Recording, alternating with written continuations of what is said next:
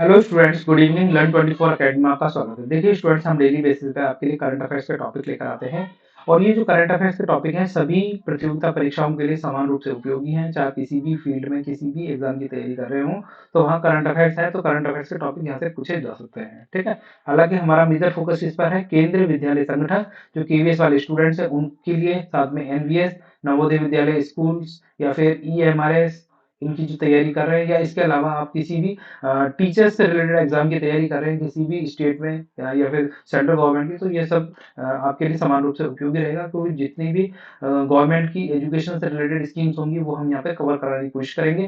साथ साथ आपको जो करंट अफेयर्स की सीरीज चल रही है तो करंट अफेयर्स में ये awards, books and their authors, sports, everyday science, scientific research, जो इनके करंट अफेयर टॉपिक है ये हम रेगुलर बेसिस पे लाते रहेंगे जिससे आपकी तैयारी होती रहे। साथ साथ आपके लिए एमसीक्यू भी लाए जाते हैं तो उनको भी आप करते रहिए जिससे आपकी और ज्यादा तैयारी हो। इसके अलावा आप किस टॉपिक को डिटेल में पढ़ना चाहते हैं इनमें से, जैसे ये हिस्ट्री हो गया।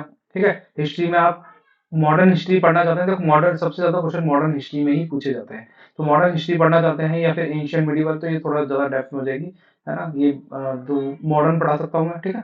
साथ में ज्योग्राफी या पॉलिटी या इकोनॉमी या इंडियन आर्ट एंड कल्चर, इनमें से कौन सा टॉपिक आप पढ़ना चाहते हैं तो आप मुझे कमेंट सेक्शन में लिख के बता सकते हैं, वो लेकर आ जाएंगे। साथ में कुछ बच्चों की डिमांड आई है कि उनको कंप्यूटर के जो रिमेनिंग टॉपिक्स हैं वो कराए जाए, तो उनके लिए प्रिपरेशन चालू कर दी गई है, तो वो जल्दी आपको उनके भी लेक्चर्स मिलने लग जाएंगे। ठीक है। तो आज ही बिना देरी करे स्टार्ट करते हैं आज का लेक्चर। उससे पहले कर लेते हैं कल का क्वेश्चन। कल हमने ये 22 न्यू प्रोडक्ट्स की डिस्कस किए थे। ठीक है। अभी क्या है, जो हमारी सरकार है गवर्नमेंट ऑफ इंडिया, उन्होंने क्या करा है, ये 22 ऐसे नए प्रोडक्ट हैं जिन्हें ज्योग्राफिकल इंडिकेशन मतलब जीआई टैग का दर्जा दिया गया है। तो हमने ये पूरा डिटेल में लेक्चर देखा था, जिसने भी ये लेक्चर नहीं देखा उसको देख लीजिए जिससे आपकी तैयारी और ज्यादा मजबूत हो सके। इसके बाद में हमने एक लास्ट में क्वेश्चन दिया था, ये आपका अवार्ड से रिलेटेड था ये क्वेश्चन। ठीक है। तो जो इंटरनेशनल कल्चरल अवार्ड 2024 इनमें से अभी हाल ही में किसे दिया गया है, ये क्वेश्चन पूछा गया था। तो ये किसे दिया गया है, देखो रिजवान हसन इनको नहीं दिया गया, मीना चरंदा, तो यही आंसर हो जाएगा ऑप्शन नंबर बी। मीना चरंदा को ये अवार्ड दिया गया है इंटरनेशनल कल्चरल अवार्ड 2024। ये थोड़ा सा ध्यान रखें। जो अंतरराष्ट्रीय संस्कृति पुरस्कार है किसको दिया गया है, मीना चरंदा को दिया गया है। ये आपसे पूछा जाए तो इसका आंसर आप अच्छे से कर लें। ठीक है। अब आ जाओ आज का टॉपिक पे, आज के टॉपिक पे। अब देखिए अवार्ड्स वाली सीरीज के अंदर ये पार्ट 2 है, तो आप ये थोड़ा सा ध्यान रख सकते हैं। ठीक है।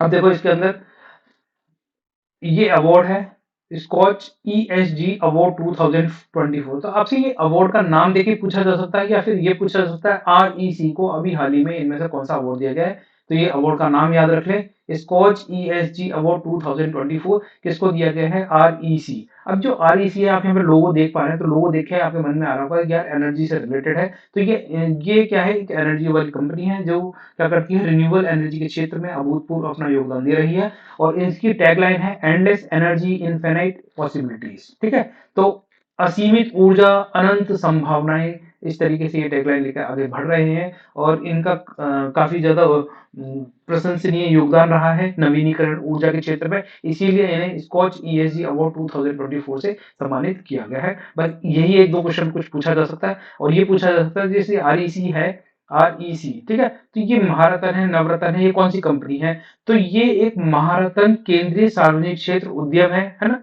केंद्रीय मतलब सेंट्रल पब्लिक सेक्टर एंटरप्राइज है। तो ये महारत्न का इसे स्टेटस दर्जा प्राप्त है। अब ये महारत्न, नवरत्न, मिनी रत्न इस तरीके से कंपनियों को डिफाइन किया गया है उनके टर्नओवर के बेसिस पे। तो आप ये थोड़ा सा ध्यान रख सकते हैं कि आरईसी क्या है, महारत्न कंपनी है, विद्युत मंत्रालय के अधीन आती है, जो कि एक नॉन बैंकिंग फाइनेंशियल कंपनी के रूप में कार्य करती है।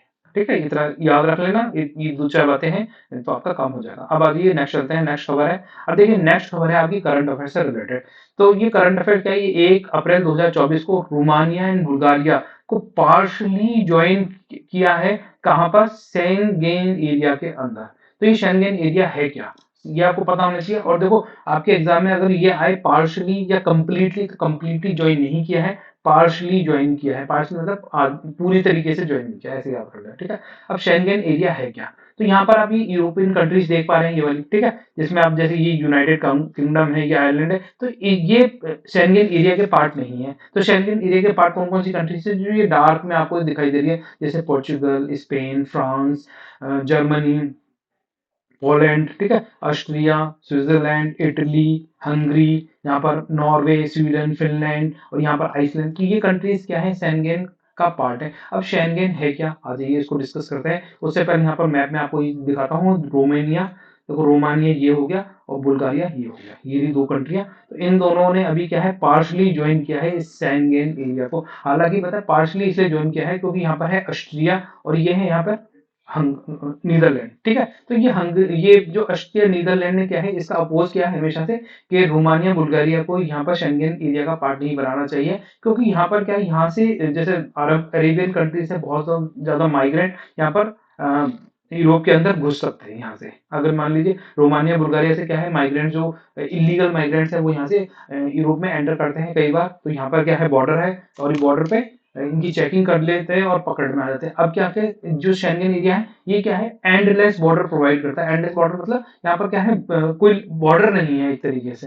यहाँ पर आप अब जैसे मान लीजिए आप इंडिया से आ रहे हैं, इंडिया से आपने स्पेन का वीजा लगाया, तो आप क्या करेंगे, इनमें से किसी, जैसे स्पेन में आके उतरिए यहाँ पर, इसके बाद यहाँ पर किसी भी कंट्री में आप घूम सकते हैं आराम से। आपको कोई अलग से वीजा लेने की जरूरत नहीं पड़ेगी किसी और कंट्री की। तो शेंगेन क्या करता है कि फ्री चेक पास प्रोवाइड करता है, एक तरीके check free travel zone provide करता है। आज ये देखते हैं यहाँ पर। अब देखिए 1 अप्रैल 2024 को रोमानिया और बुल्गारिया आंशिक रूप से शेंगेन क्षेत्र यूरोप के आईडी चेक मुक्त यात्रा क्षेत्र में शामिल हो गए हैं। तो यूरोप की जो आईडी चेक करी जाती है, तो वो आईडी चेक नहीं की जाएगी। यहाँ पर आप फ्री ट्रेवल कर सकते हैं बिना किसी को आईडी दिखाए एक कंट्री से दूसरी कंट्री में। ये जो शेंगेन की जो कंट्रीज है इन्हीं के अंदर कर सकते हैं, इसके अलावा किसी और कंट्री में नहीं कर पाएंगे, ठीक है।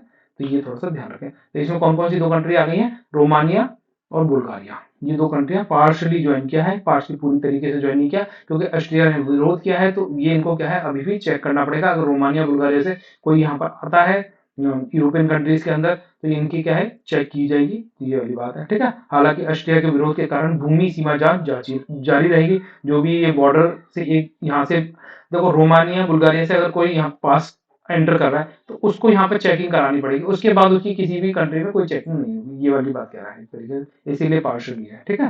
तो अब देखिए यहाँ पे जो रोमानिया बुल्गारिया है ये 2007 में यूरोपियन संघ में शामिल हुए थे और 2013 के अंदर क्रोएशिया को शामिल किया गया था। क्रोएशिया की लोकेशन कौन सी है, क्रोएशिया जस्ट बुल्गारिया के यहाँ है क्रोएशिया, ये वाला, ठीक है। ऑस्ट्रिया के इधर नीचे की तरफ, ये आपको दिखाई दिया या नहीं दिया, ये वाला जो मैं डार्क पेन से चला रहा हूँ, ये क्रोएशिया यहाँ पर इधर, ठीक है। ये थोड़ा ध्यान रखना। तो ये कब ज्वाइन हुआ था, क्रोएशिया यहाँ पर 2013 में शामिल हुआ था। और जो शेंगेन है ये कब स्थापित किए गए थे, शेंगेन क्षेत्र ये 1985 में शामिल किए एस्टेब्लिश किए गए थे। जिससे क्या होगा, जो एक्चुअली क्या था, ये जो यूरोपियन कंट्रीज है, एक कंट्री से दूसरे कंट्री में किसी को जाना है तो यहाँ पे क्या है, चेक पोस्ट बहुत लंबी लंबी लाइन लग जाती थी, घंटों का इंतजार करना पड़ता था। लोग बहुत ज्यादा परेशान होते थे क्योंकि हर गाड़ी को डीपली चेक किया जाता था। फिर इस तरीके से 1985 में ये कंसेप्ट लेकर आए कि ये एक शेंगेन क्षेत्र एस्टेब्लिश कर देते हैं जहाँ पर किसी को कोई गाड़ी चेक नहीं होगी, फ्री मतलब विदाउट चेकिंग आप है ना एक कंट्री से दूसरी कंट्री में ट्रेवल कर सकते हैं आसानी से। तो ये थोड़ा सा ध्यान रखें, ठीक है। तो ये कब एस्टेब्लिश किया गया था, 1985 में एस्टेब्लिश किया गया था। जिसमें प्रवेश से पहले स्विट्जरलैंड, नॉर्वे, आइसलैंड, लिंकनस्टेन के साथ 27 यूरोपियन संघों के सदस्य देशों में से 23 शामिल थे। 27 में से 23 पहले इसमें शामिल थे और बाकी अब धीरे धीरे शामिल हो ही जाए, ये थोड़ा ध्यान रखें। अब आ जाइए नेक्स्ट है आपके लिए होमवर्क का क्वेश्चन, ठीक है। ये होमवर्क का क्वेश्चन है। देखो अगर आप चाहते हैं करंट अफेयर्स के टॉपिक में और ज्यादा बढ़ाऊं तो आप मुझे कमेंट सेक्शन में लिख सकते हैं। इसकी लेंथ लंबी करनी है तो मैं कर दूंगा, ठीक है। हालांकि जो मेजर इंपॉर्टेंट टॉपिक्स होते हैं वो मैं लेकर आता हूँ, थोड़ा डेप्थ में लेकर आता हूँ। अगर आप चाहते हैं कि नहीं इतना ज्यादा डेप्थ में ना लाए, सिर्फ आपको ओवरव्यूज दे दिया जाए और ज्यादा से ज्यादा टॉपिक कवर कर जाए, तो वो आप बोल सकते हैं, तो मैं उसके लिए भी रेडी हूँ, ठीक है। The Indian gaming report 2024। अब ये जो हाल ही में खबरों में रही कि हाँ, इंडियन गेमिंग रिपोर्ट 2024 किस संगठन द्वारा जारी की गई है, ठीक है। Recently seen in news release by which organisation, तो यहाँ पे ऑर्गेनाइजेशन के नाम लिखे हुए हैं। तो इनमें से कौन सी ऑर्गेनाइजेशन के द्वारा इंडियन गेमिंग रिपोर्ट 2024 पब्लिश की गई है, ये आपसे क्वेश्चन पूछा गया और इस तरह के क्वेश्चन आपके एग्जाम में पूछे जा सकते हैं, आपको पता होने चाहिए, ठीक है। तो interactive entertainment and innovation council and WinZO इसके द्वारा जारी किया गया है, या all India gaming federation and enigma gaming इसके द्वारा जारी की गई है India gaming report 2024, India digital gaming society and BL4ZE e sports के द्वारा जारी करी गई है, या फिर all India gaming federation and dream 11 के द्वारा ये इंडिया गेमिंग रिपोर्ट 2024 जारी की गई है, ठीक है। देखिए इस तरह के क्वेश्चन आपसे पूछे जा सकते हैं, तो इनके आंसर आपको पता होने चाहिए।